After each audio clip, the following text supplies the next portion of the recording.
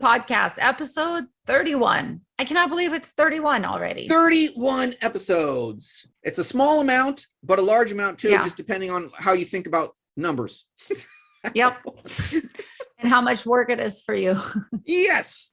So today we're going to go over some May 2022. Mm-hmm. We're going to talk over some news. We're going to share some new music. And that's what we do every time. That is what we do every time. That's what this podcast has been like so far. Yeah. So what's going on? So the singer of Black Dahlia Murder died today. That is nuts. It is pretty crazy. And I haven't seen any sources that officially say that it was a suicide, but I see the band and all of the articles mentioning it. Mentioned a suicide hotline. So I'm assuming it is a suicide. Same. It's pretty crazy. I wasn't sure if they're still active. I was just thinking about that band the last few weeks. And I was like, oh, I wonder if they're still touring or doing anything. Well, probably not anymore. I don't know. Trevor Strnad, age 41, very young. And you're right. They posted the suicide hotline number. That seems to be the case. Wow. Yeah. They're they were a cool, heavy band. I used to listen to them. So that's a bummer. Yeah. And then on the positive news, RIOT FEST lineup has been announced, which is pretty cool.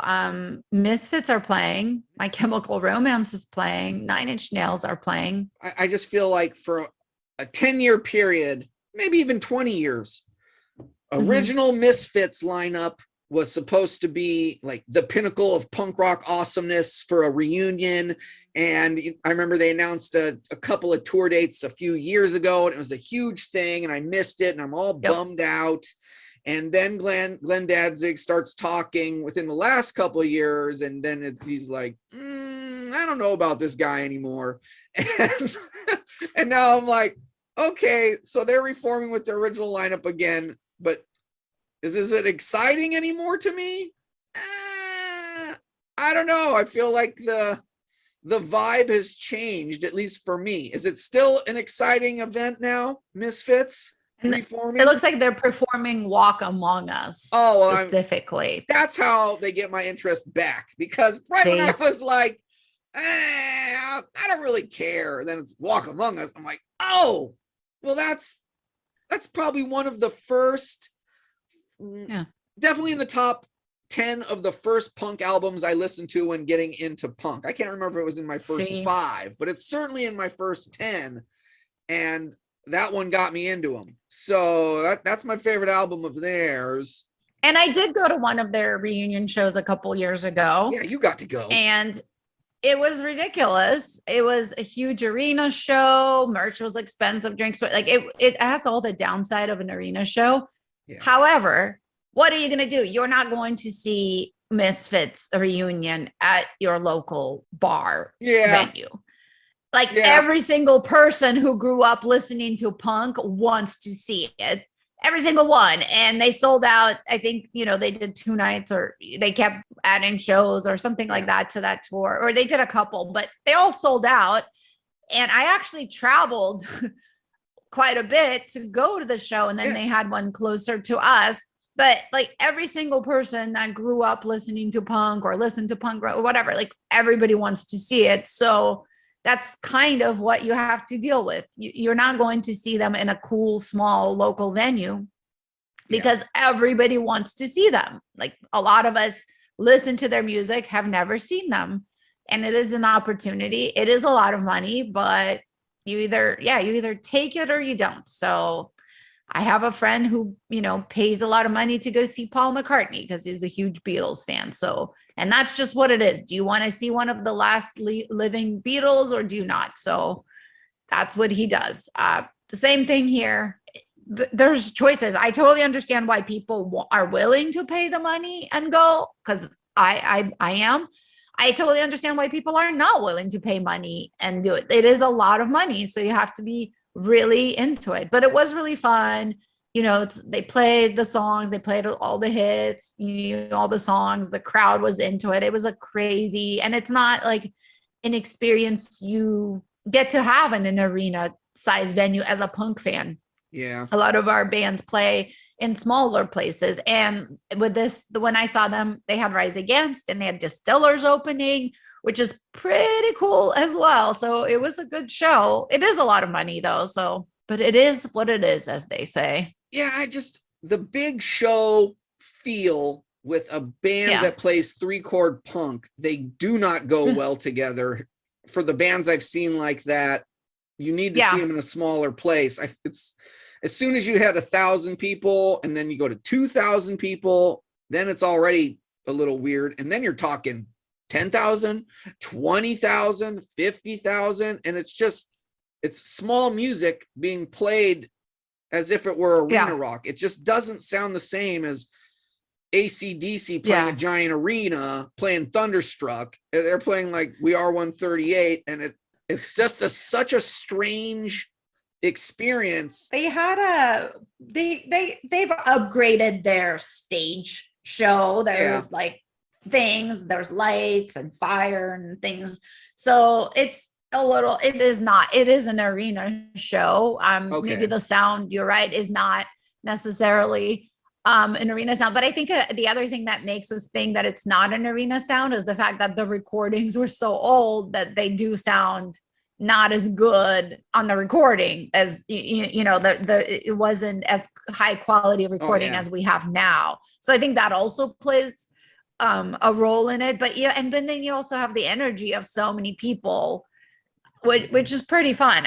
So I mean, it's kind of like going to punk rock bowling. So there's pros and cons. It is weird sometimes to see some bands that you saw in smaller stages and they're playing main stages, and some of them you're like, oh, how is that going to work? But it works. People are into it, and every single, people were there. A lot of people traveled. People were into the show. It was crazy. It was one of the craziest pits I've been in the last few years, for sure. I kind of thought I was going to die some parts of it. I was like, wow, I am in a really big pit right now. And well, then you've convinced me, because I was thinking, I don't care anymore, just like I said. But then you got me kind of pumped where I'm, okay, that's exciting news. Cool. I would be excited now, because you're saying they're still good. You have experience. You're telling me, don't worry about it. It's better than what you think. You have all these concerns. They're not really a big deal. Get over it and get your ass to the show if you're going to go see the show. Okay.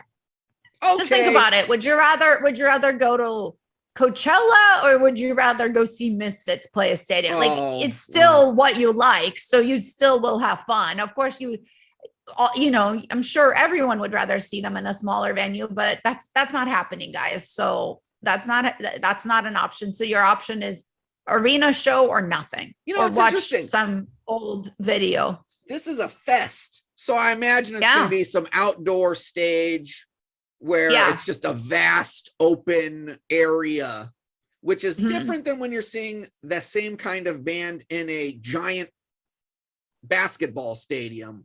The sound usually is not as good. And so I'm feeling like, and then also if it's a festival, you can kind of maneuver yourself around easier and get a spot that you kind of like more so than you can when you go to a football show.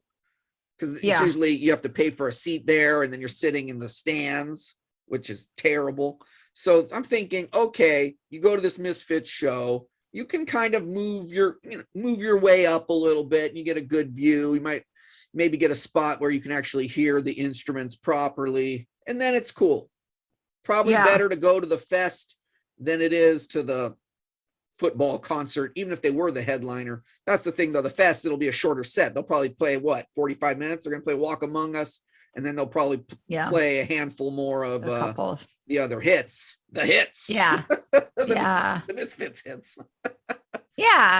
But the rest of the lineup is pretty good for a festival. I'm never as excited about a festival lineup as some people, just because the promoters try to get a little bit diversity, and I don't always like the other bands they add to the bill, but there's a lot of good bands. Alkaline Trio, and I'm excited. Lunatics, have not played. Slater Kinney. So there's definitely, it's a good, as far as festivals go, it's probably one of the better lineups this year. Looks great. Sure. This is going to be in September 16th, in 17th, Chicago. and 18th in Chicago. So that's pretty cool. And you're right. Yeah. The lineup it's a stacked lineup. That's good. Then the question just becomes, do you want to go for all 3 days? Do you want to pick a day? For sure, I would do the first day and the last day. I don't know about that middle day.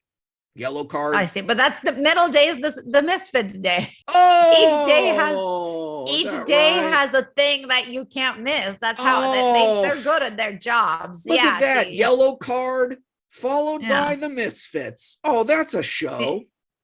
Yeah, get them, kids. Young blood. Fear, oh Guar. my God, man, that's annoying. Bad religion.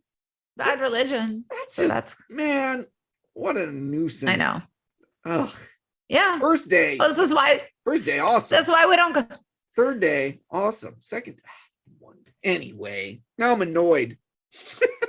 Well, to do. I don't know. You know, they're really good at booking it so you don't miss a day, because usually, you know, if they didn't stagger the bands like that, everybody would just pick a day. They have to day sell two out the is whole the drunken thing. stupor day. You're just like, oh, I'm gonna get loaded, I'm tired, and fall over, and that's the social day where you go talk to strangers, stuff like that.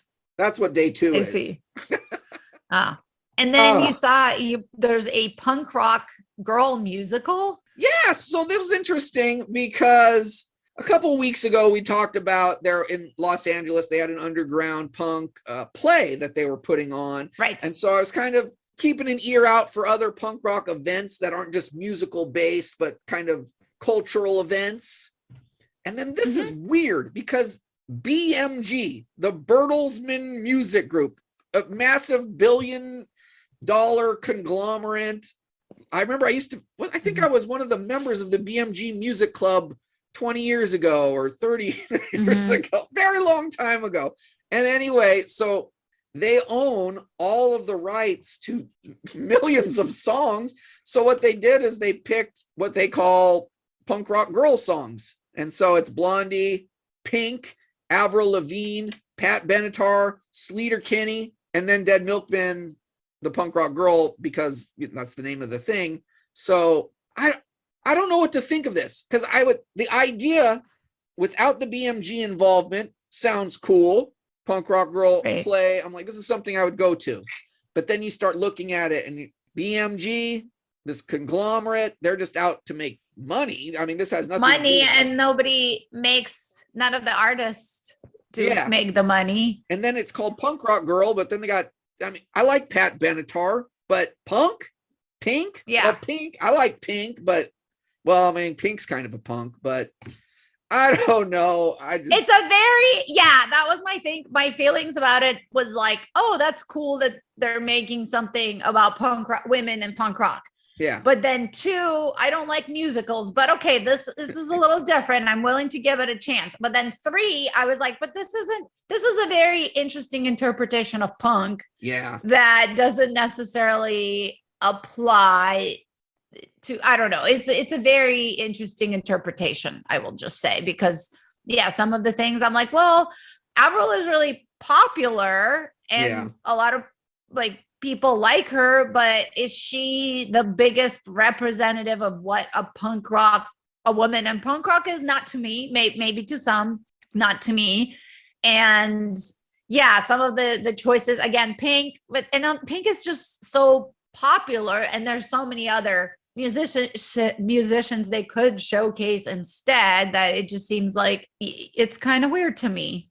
That's the thing. It seems like such a cool concept, and it could have been so much better than what it appears to have become. A big old missed opportunity, because you could have kept how you could keep Avril Lavigne. She'll bring in new punks. You can keep Pink. That'll bring in new punks, and then you play awesome punk songs with those big bands, and then it creates a big wave of newness, a new excitement. Yeah. But instead, they do a couple of stuff. They put in Sleater Kinney. That's cool. Yeah. But you could have done it. You could have done so much more. And then Katy Perry's in there. I'm looking, there's Katy Perry, and I'm like, it's an interesting, and even the song of hers that they picked, I'm like, that's not even, I mean, at least pick something off of like her earlier albums that it's at least a little more rock, a little less pop. I don't know. So yeah, it's just kind of like when somebody doesn't really understand the genre puts together a list or something. That's how it feels. Names. To Katy Perry's credit, she played the Warped Tour one year. Correct. She did play Warped Tour, but she's not a punk artist anymore, nor does she pretend to be. But I will give her some credit because at the time she was playing Warped Tour, that album of hers just blew up. It was like right at the same time. And she still did it. And she stuck out that tour and turned down a ton of money to go leave that tour and go headline, but she stuck it out and played on Warped Tour with us. I mean, so I'm like, okay, Katy Perry, you're cool. Yeah. Maybe I don't like anything that you do now or whatever, but I just mean as a person, that was a cool thing to do back in the day. So I'm fine with her being included in the Punk Rock Girl show. But I mean, that's a very long-winded explanation of why that's fine. It's almost like people would always bunch No Doubt into, is that a punk band? Is it not a punk band? And then at one point they got so huge that it was, and their music changed so many times. And it's kind of like what they're doing here. And it's like, I mean, maybe if it is punk adjacent or it's influence or whatever, but that's not the band to show if you're trying to give an example of the genre. They're like an exception, not the rule kind of thing. And so, it's really confusing to me to be like, oh, the Yeahs and Sleater-Kinney, and then you have Pink and Katy Perry. It's like, do you even understand what you're talking about? I don't think so. And I still hope it's successful, just so more stuff comes from it. So even if this thing is not good, something could come good from it. It's a huge company that I'm sure the stage production is going to be some massive, massive spectacle.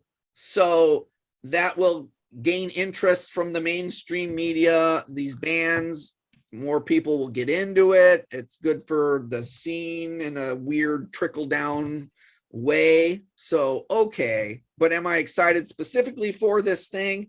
No, I'm kind of disappointed. They should have named it the Pop Punk Girl.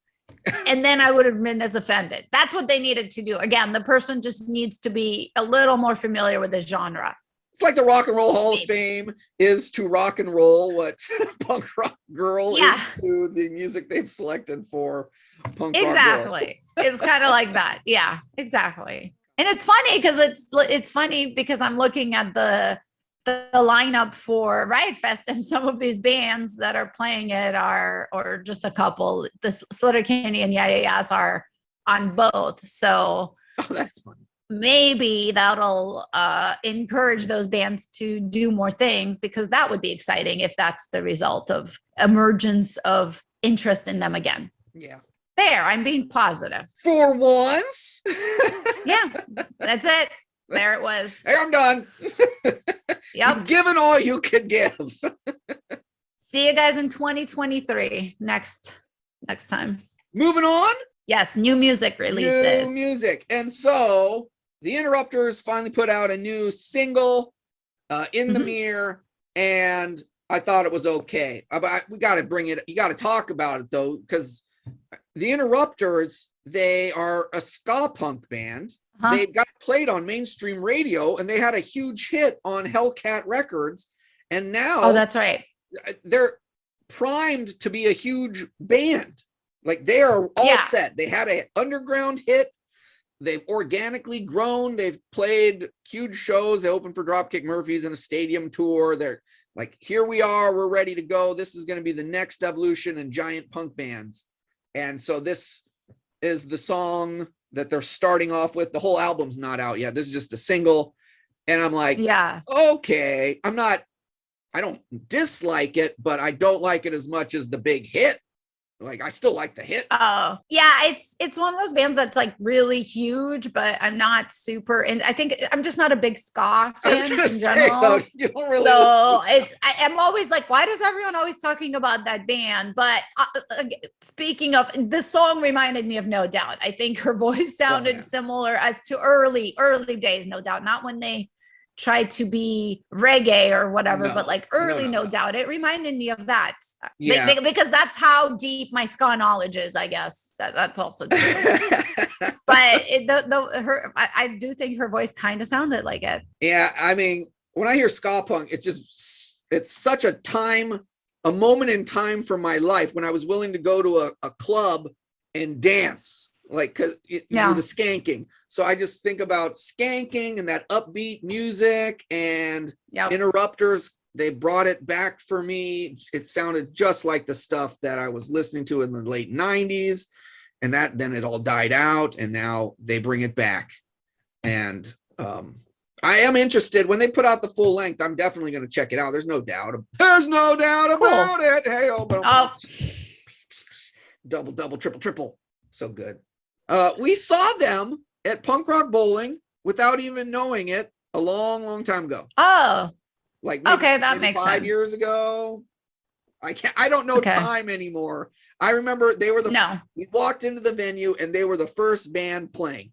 And I remember, man, this is catchy. And that was it. Yeah. I don't even remember that. So. Horns. That was a terrible ska impression, but is there any good Please don't do that. impressions? No, there's not. Oh, anyway. Another release is from Beach Rats with Rat Beat. Oh, man. This band, they're good.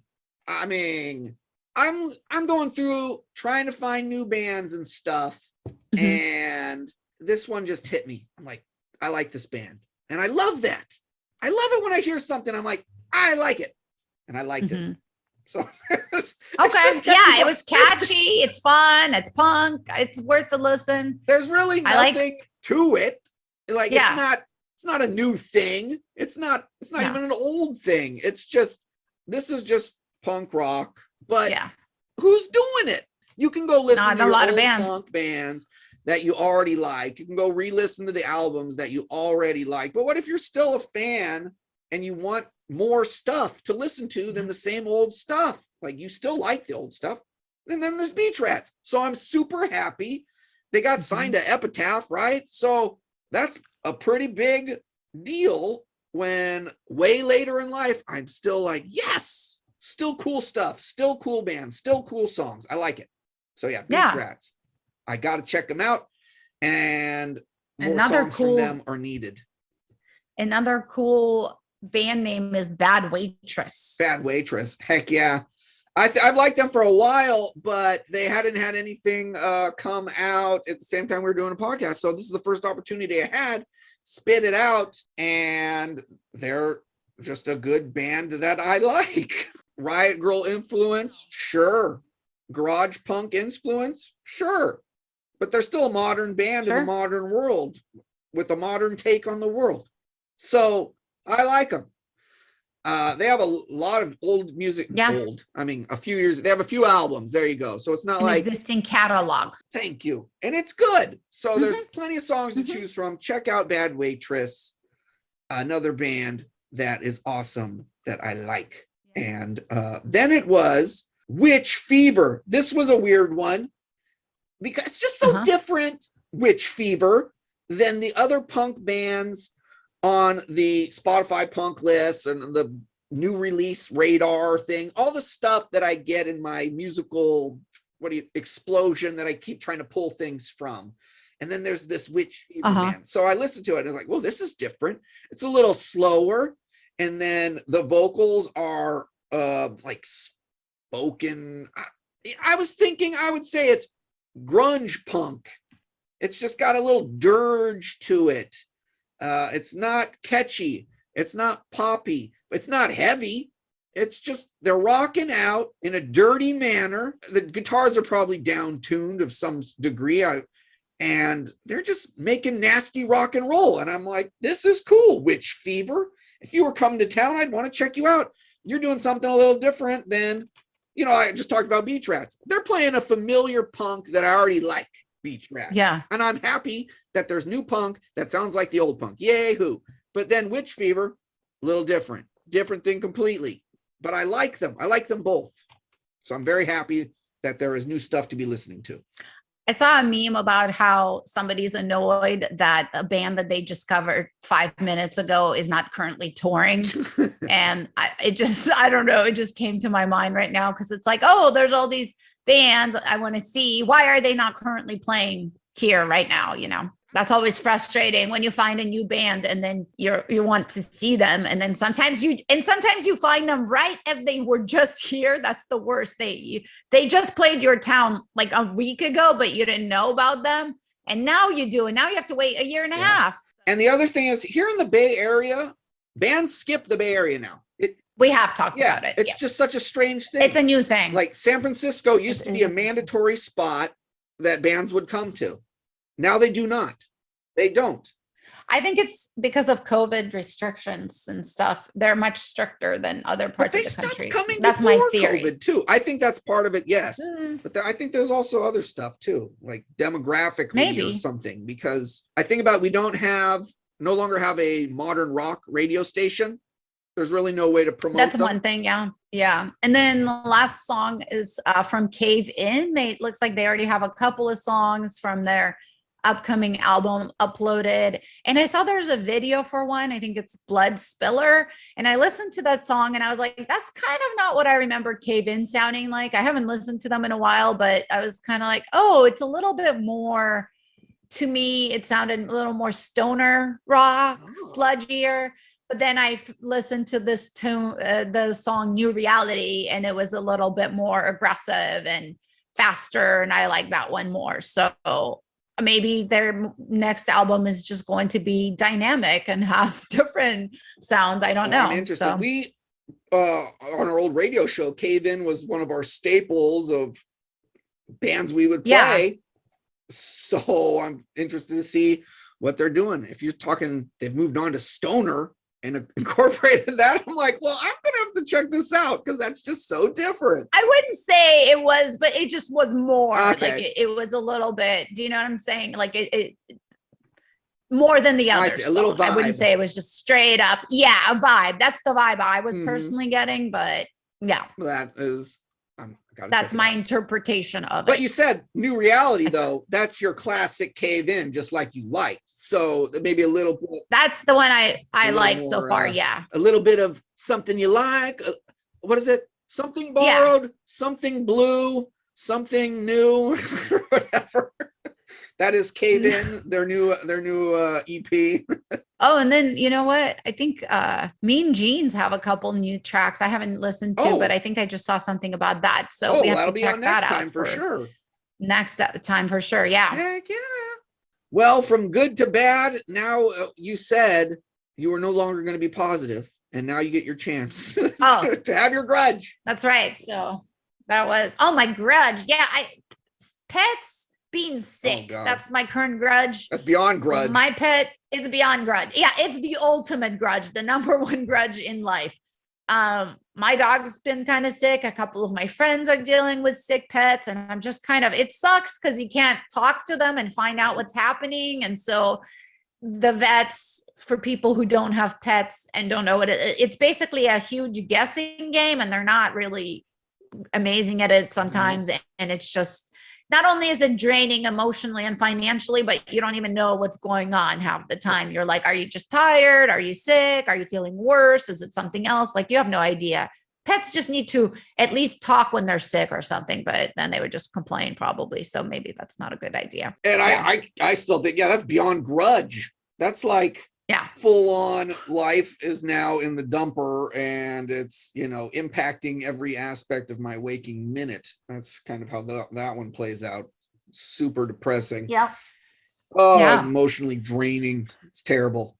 There. Yeah. See, I told you I was done being positive. Look how low I went for this one. It's just like, I know. And what about you? What is your grudge? My grudge. I finally have one. Oh, good. Not as a serious topic as pet sickness, but something that bothers me on a daily basis.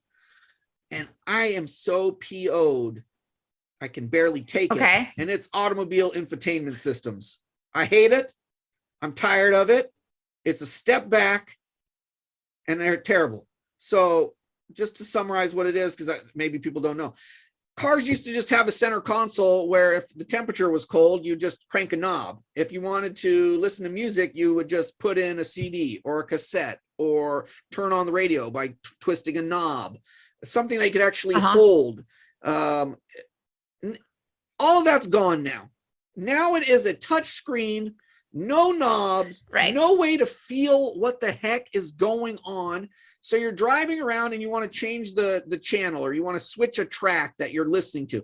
You got to go through a central menu, push the touch screen in a like 2 millimeter space while you're driving to find the right button, and then go through a sub menu to whatever audio source that you want to listen to. Then you get your audio source. Then you find the album track that you're trying to find. Then you can hit the play button on it, and then you realize, oh, I don't really want to listen to that album.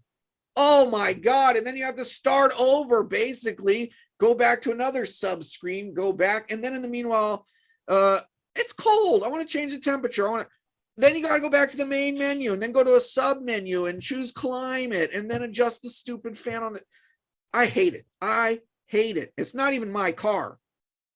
I don't even have that in my car. My car is so old, it doesn't have any of that stuff. I'm afraid to ever buy a new car, even if I am rich, because I don't want to deal with any of that crap. I hate it. I was looking up today, because my car is getting quite old, and I'm like, can you replace it?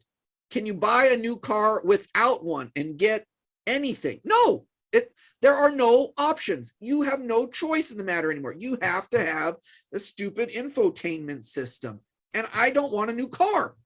I don't know if I'm ever going to get a new car just because of that.